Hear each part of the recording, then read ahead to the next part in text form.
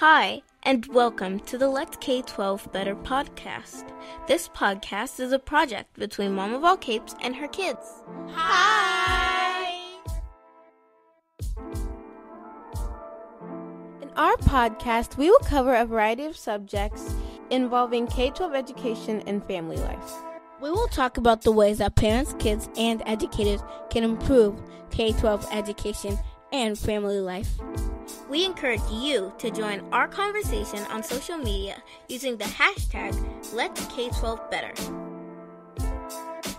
Let's jump into episode 10 of the Let's K12 Better podcast.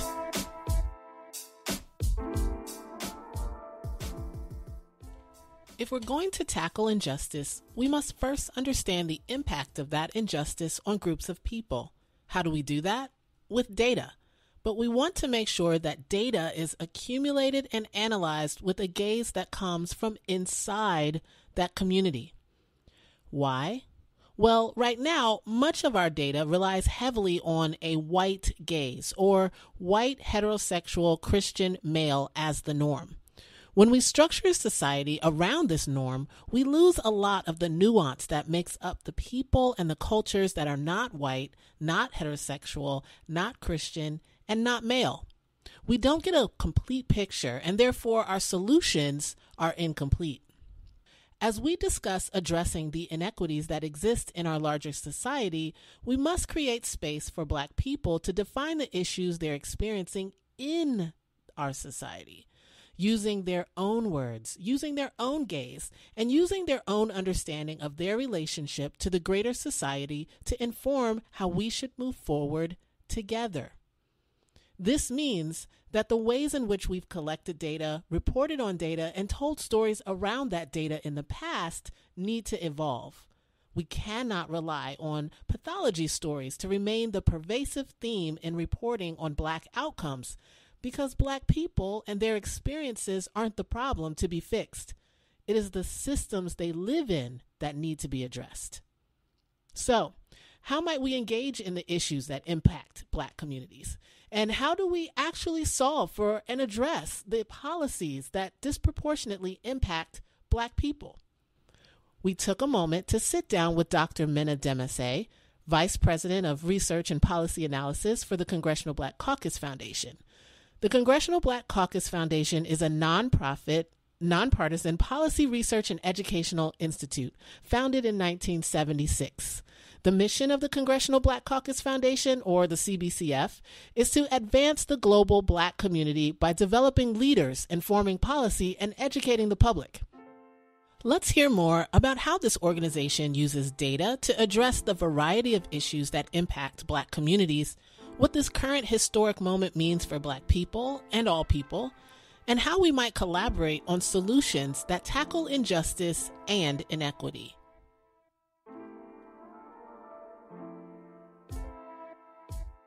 We're delighted to have Dr. Menna Demessie join us today.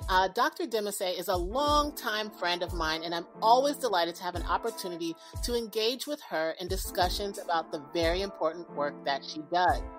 Welcome to the podcast, Menna. Oh, word up. So happy to be here. No, thank you so much. I'm looking forward to the conversation. Can you tell our listeners about the Congressional Black Caucus Foundation? What services does the organization provide? What resources are available through the CBCF, aka what does the CBCF do? Thank you so much for the question, Naima. The Congressional Black Caucus Foundation is a 501c3 nonprofit established in 1976. We basically have three core values that define our mission: developing leaders, educating the public, and informing public policy. So essentially what we do is invest in young people. We offer internships, fellowships, scholarships to basically support the work of our young Black community, giving them expertise and exposure to Capitol Hill. And they go on to be great leaders of their generation. We also do a lot of work in public policy analysis under the Center for Research Policy Analysis at the foundation. And so essentially we exist to empower the Black community, And our ultimate vision is to really advance equity across the global Black community.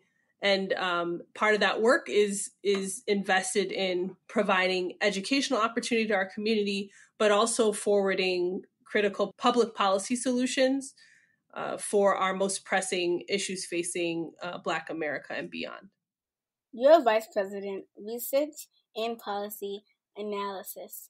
Can you talk about your role at the CBCF and how you contribute to the mission? So talk about your work and how you contribute to the mission. Sure. So essentially, my role as Vice President of Research and Policy Analysis really focuses on data and using data to define our challenges, but also our solutions around critical policy issues affecting the Black community. So what do I mean by that? Well, typically the same issues that are deeply important to the Black community are deeply important to the wider community, whether we're talking about employment opportunity or racial diversity in Congress and the need for more representation. If we're talking about access to affordable health care, or if we're talking about criminal justice reform, we use data to isolate the specific instances where there are disproportionate challenges facing our Black community. We try to explain that through data. We try to understand the problem through data and to what extent racial discrimination accounts for those differences. And then we try to forward policy solutions by looking at current existing policy and the status quo, but also looking at what policymakers, institutions, colleges and universities, think tanks, community activists, what models are there that allow us to have a more innovative and comprehensive understanding of how we can solve these solutions. One of the most exciting parts of my job is understanding the power of data and knowledge. A lot of the issues that we deal with are very emotional. They're sensitive issues, and it's easy to get caught up in a very individualized conversation around these issues. But a lot of the issues we face are systemic and they affect a wide number of people. And so when we're able to use data to sift through the disparities in poverty based on race, or in home ownership based on race, or in wealth based on race, or healthcare access, we continue to see that race becomes a big explanatory variable, we say in the data world, but basically it becomes a really big reason for explaining these gaps. And we don't want that to be the case, right? We don't want race to explain these differences. We want to be able to have equal opportunities for all people, regardless of race. And so part of that work is actually focusing on race, focusing on the core issues that divide our races across these socioeconomic indicators. So part of my job is to really look at who our champions are in Congress, who understand these issues and who are wanting to really help us pave a way forward where all racial minority communities can benefit just like everyone else. Awesome. No one can argue with data. No one can argue with numbers. So really, really appreciate that. So we have our next question. The vision of CBCF says, we envision a world in which all communities have equal voice in public policy through leadership, cultivation, economic empowerment, and civic engagement. Can you talk a little more about CBCF's mission and vision? Why is it so important, especially right now? So thank you for the question about our vision and mission. Essentially, our vision and mission is really rooted in the vision and mission of people who support everything from human rights to freedom, justice, and equality.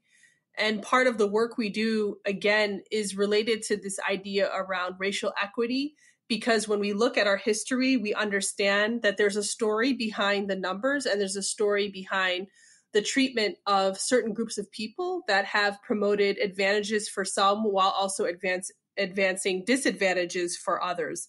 Another way to say that is when you look at the bedrock of our democracy and our history, coming from a history of slavery into the creation of democracy, a post-civil rights era, the election and re-election of our first Black president, Barack Obama, that bring us to present day. We understand the progress that has been made to really make this world of equity real for everybody, but we also understand that it's rooted in a very dark past that we often don't get a chance to really explore, but yet it has everything to do with understanding the problem. So we don't just put a Band-Aid on it, but we actually unravel and unwrap that dark past so that we can understand how we got to the place we got to. What can we do better to ensure that the policies that we put forward actually make up for this dark past that has left many people far behind? And so part of our goal is to really envision that community that we really believe can be real. The other thing I'll say about that, and one of the beautiful parts of Black history, which is American history, is that when you look at our past, the fact that Black people were enslaved Africans who, for over 200 years, basically helped build this country off free labor. If it were not for their vision of a place and a space where they would be treated free, we may not be where we are today. And so the legacy of our ancestors is one that is not only creative and imaginative, but it is inspiring and motivational. It is the story of Black people who pretty much dreamt of freedom when it was never theirs, imagined a democracy where everyone would be free before that was ever the case.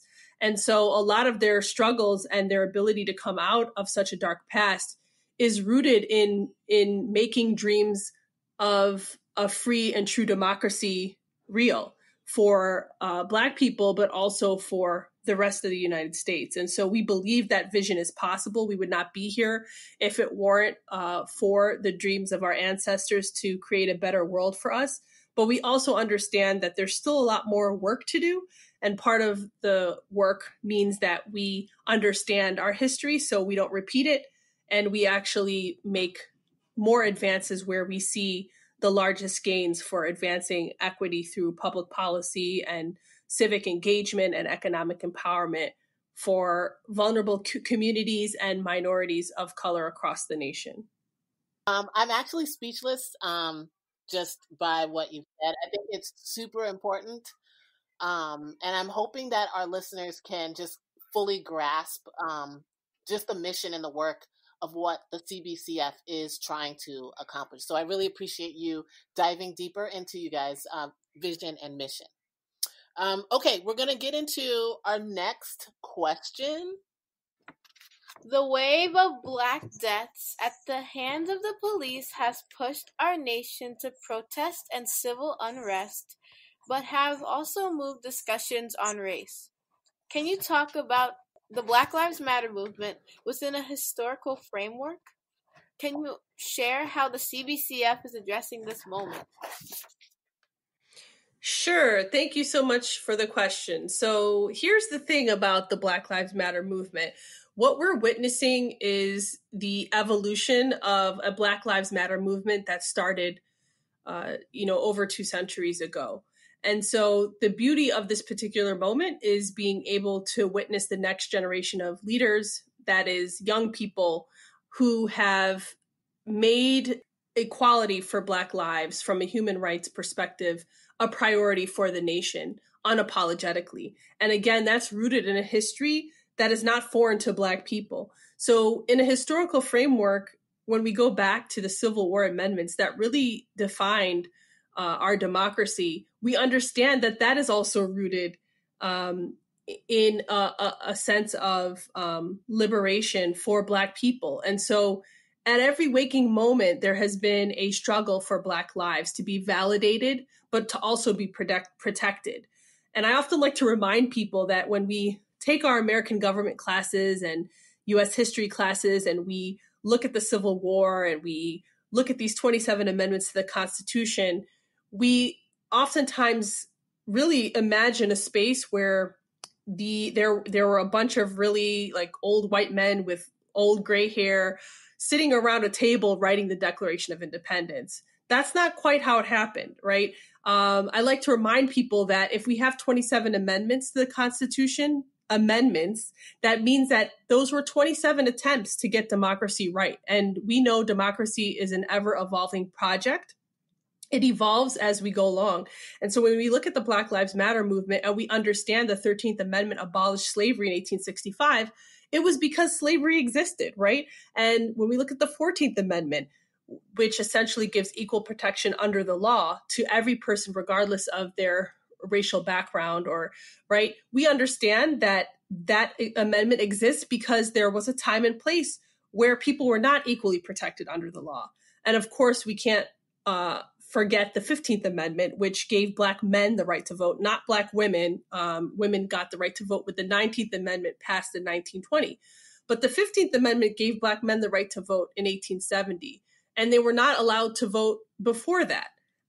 We also understand that the Jim Crow era, after policies such as these passed, we still had a lot of fighting to do to actually benefit from these amendments and policies that attempted to make equality real for Black people. So within a historic framework, the Black Lives Matter movement started long ago and will continue until they can really reap the full benefits of the sacrifices that they've made.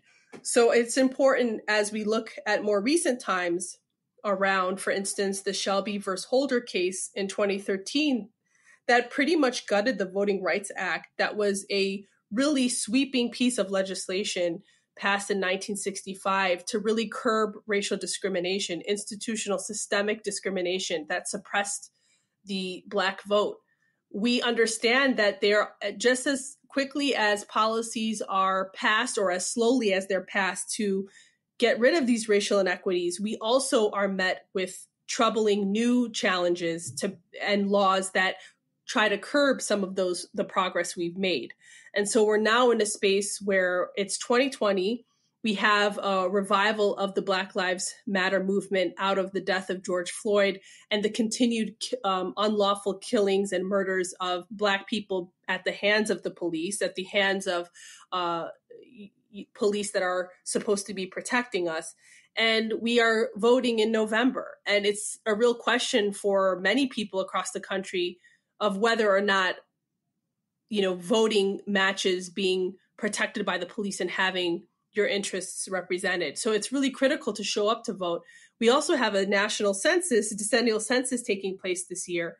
And so, we have a really important part to play in showing up, not just through filling out the census, but at the ballot box and understanding what that means for our life outcomes. We will be voting in an election without the full protections of the Voting Rights Act in November. And so it's going to be really important that we understand that this Black Lives Matter movement is tied to our everyday livelihood, whether in our interactions with police, whether in our applications for jobs or admissions to colleges and universities across the country.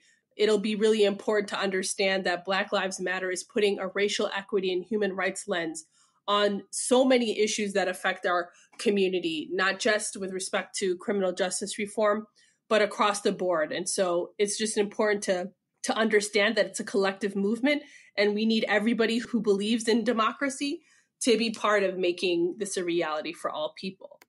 I really appreciate you kind of tying it in that everyone who believes in democracy is absolutely critically important to being a part of this movement. It's not just Black people behind Black Lives Matter. Yeah. Can I say one more thing too? So one of the things that the Congressional Black Caucus Foundation just recently announced was a national research equity initiative for social justice.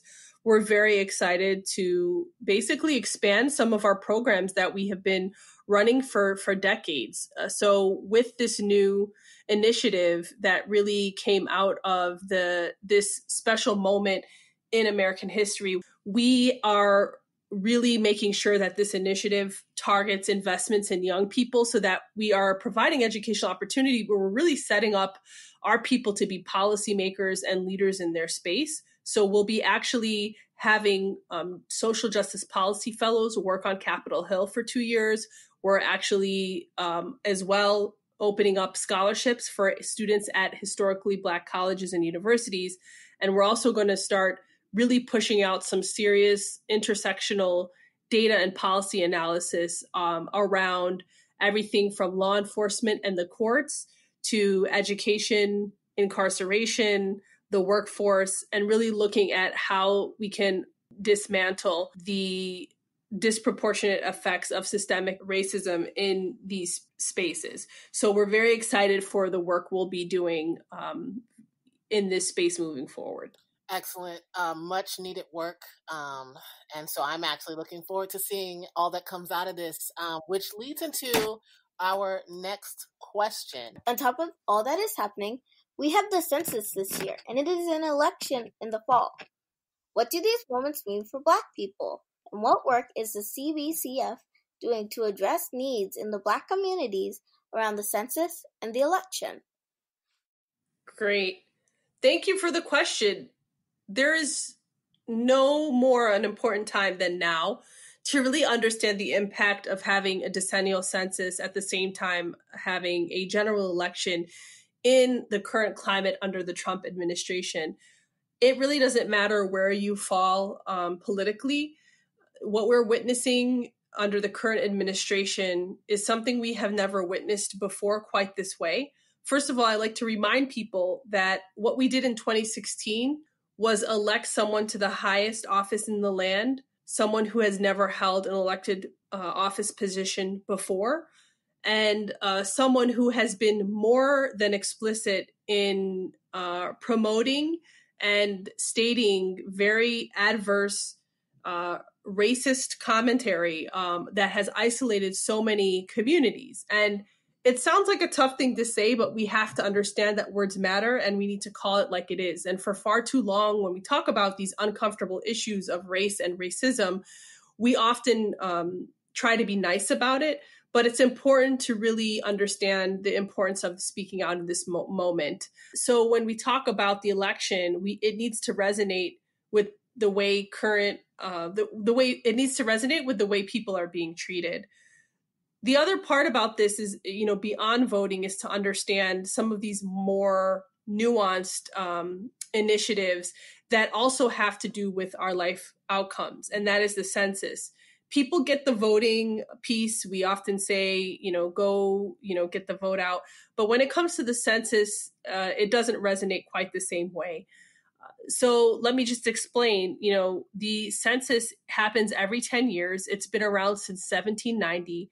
It is basically a population check that accounts for everyone that lives in the United States and everyone that benefits from billions of federal dollars that are allocated across the states to everyday people like you and me around social services, from your breakfast lunch program to Medicaid to your SNAP benefits to road construction in your city.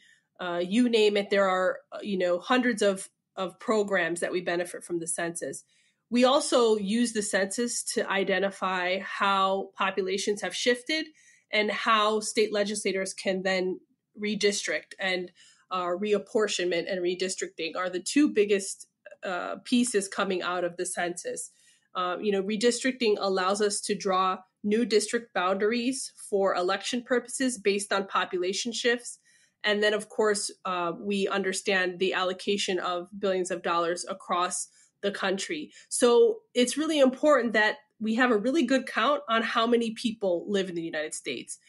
So what we have done at the Congressional Black Caucus Foundation is we partnered with Fair Count, which is a nonprofit that Stacey Abrams, who ran for governor in Georgia and is currently being vetted as a potential vice presidential candidate for Biden.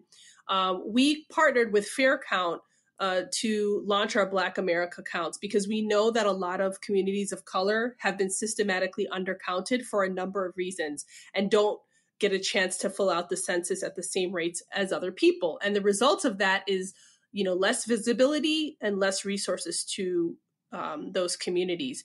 So our partnership aims to identify hard to count communities across the country in order to guide outreach and mobilization efforts to help increase census turnout.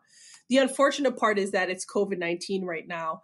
And while the census has expanded its option to fill it out online, we have a number of people, millions of people who don't have access to the internet and who are taking care of their health and perhaps less inclined to fill out the census in person or by mail. And so the goal of our efforts is to really educate people on the census and the importance of filling it out and understanding the connection to filling out the census and what that means for their livelihood moving forward. Awesome. And hopefully people realize, if you haven't filled out the census yet, you can still fill out the census. You should fill out the census. Check and see if all of your family members that either live near you or far away have done so. The census is absolutely an important part of what we need to do. So here's our next question from Garvey. There's a lot of attention right now on fighting racism. What recommendations or encouragement can you share with people on their anti-racism journey? Sure. Thank you, Garvey. So, yes, you're right. There's a lot of attention on fighting racism, and I think that attention is a good thing. It also will help people who are unfamiliar with these issues or maybe even share some hostility or misunderstanding about the issues understand that this issue is larger than them. So when it really comes down to it, we just have to be real about the fact that our country has not done a good job for many years, whether it's in the classroom or in spaces with our family at home, of really talking about racism. And of course, it's going to be difficult to talk about because it's a very bad thing. It's not something that we want to promote, but the reality is it exists and it's perpetrated by people, either willfully or unwillfully, as we continue to try to educate people on the reasons why it's important to talk about this. So part of our challenge is doing a better job of creating safe spaces to have frank conversations about not just race, but racism, and really move from individualizing it to understanding how these systems and institutions have perpetuated this over time. So a lot of my recommendations have to do with pretty much how you learn about anything else that you didn't know about before. You, first of all, have to have an open mind. You have to be interested in understanding different people. I think if you asked anybody, do they think diversity is a good thing? Some may say it depends, but for the most part, people see it as a positive ideal. But at the same time, when we talk about equality and justice and peace, these feel-good values that a lot of people like to identify with, we have to actually understand that if you believe in those ideals, it means that you would actually fight against racism explicitly because it actually works against the ideals that you believe in. And making that connection is critical because this is a human rights issue. And so the goal is to really have a conversation about it, but to also not make it seem so complicated. Anything that you talk about more and more, you'll become an expert in. But because we haven't created those spaces to have these conversations, a lot of people feel like they have to do a lot of work. So don't get me wrong, there is a lot of work to do. But just like you do on any other topic, you really have to be rooted in understanding the values of our country and understanding and appreciating why a certain group or groups of people have been so adversely affected by it. And so, you really want to put yourself in diverse spaces. If you're somebody who never played sports before, but you watch it on TV and wish you could do it, if you ask anyone what the first step is, it's probably like getting out there on the basketball court, shooting a couple hoops like Amber and I used to do in college together.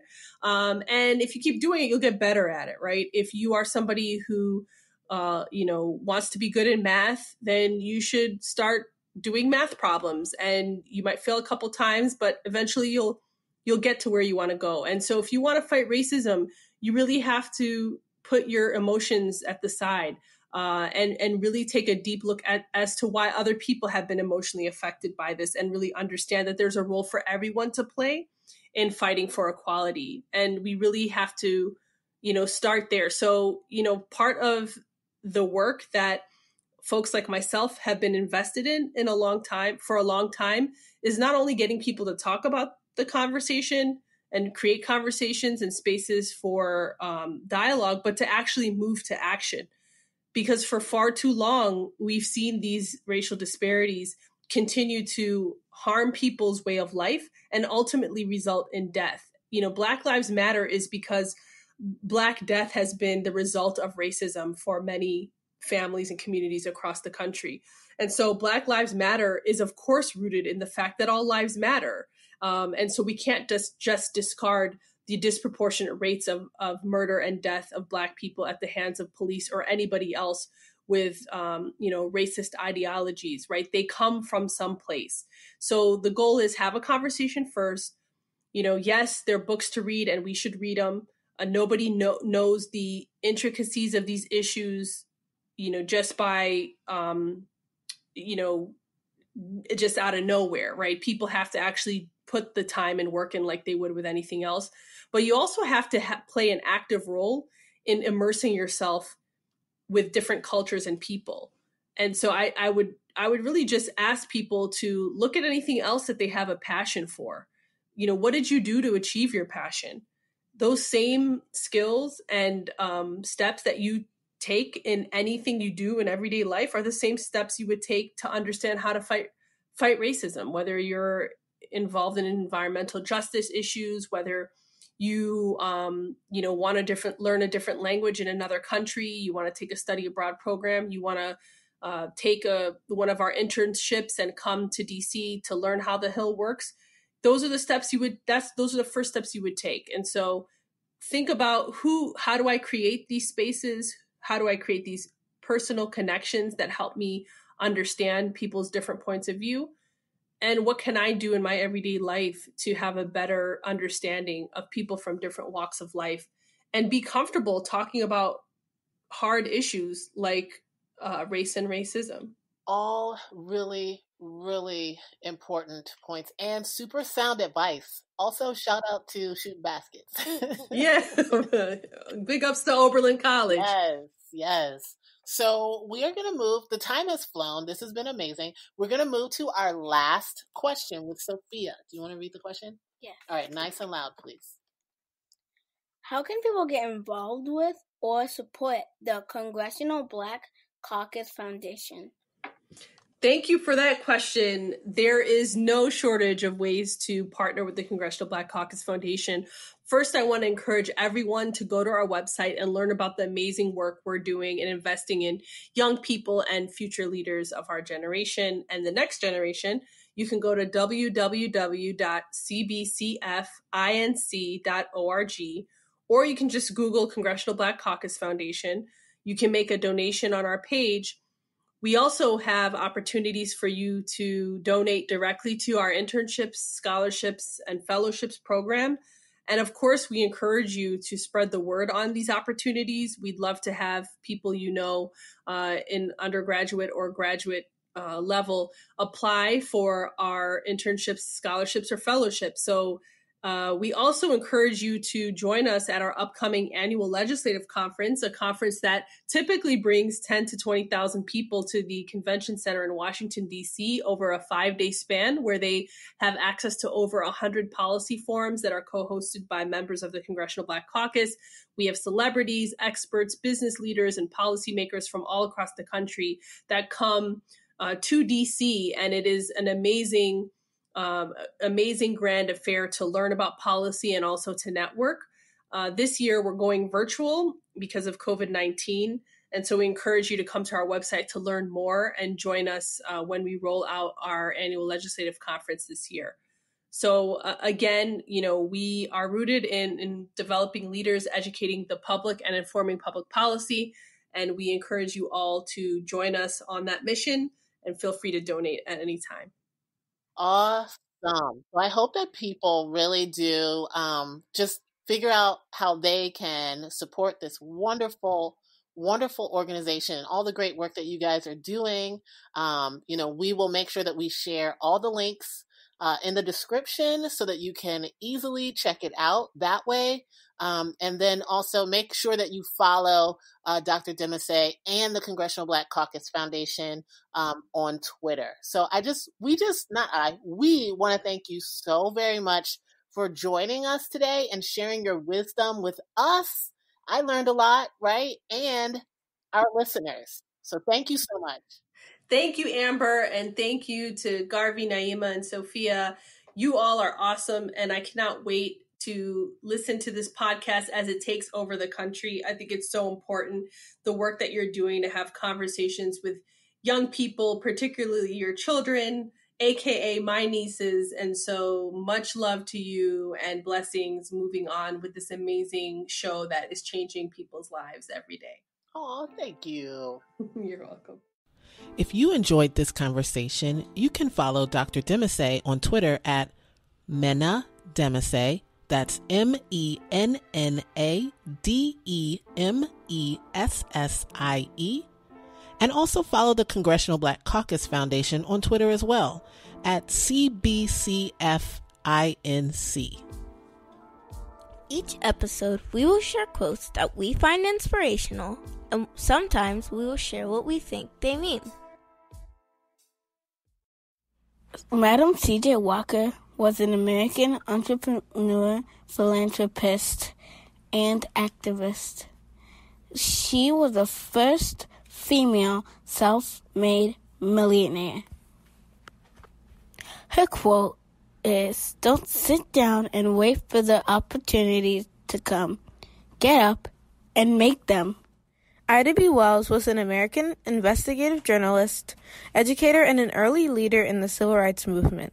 Her quote, "The way to right wrongs is to turn the light of truth upon them." My quote is by Mary McLeod Bethune, who was an American educator, stateswoman, philanthropist, humanitarian, womanist, and civil rights activist. My quote is, "Faith is the first factor in a life devoted to service. Without it, nothing is possible. With it, nothing is impossible." Phyllis Wheatley was an enslaved African who became one of the best-known poets in the pre-19th century America. Her quote, "In every human beast, God has implanted a principle which we call love of freedom. It is impatient of oppression and pants for deliverance." What do these quotes mean to you? What's your favorite from the ones that we shared? Let us know on social media using the hashtag #Let'sK12Better. Thank you for listening to the Let's K12 Better podcast. Please like, subscribe, and share. We want to hear from you. Connect with us on social media at Mom of All Capes everywhere, and follow the Let's K12 Better podcast on Twitter, Instagram, and Facebook. Share your thoughts about this episode using the hashtag #Let'sK12Better. That's hashtag LETSK12BETTER. You can now find us on your favorite podcasting app. See you next time.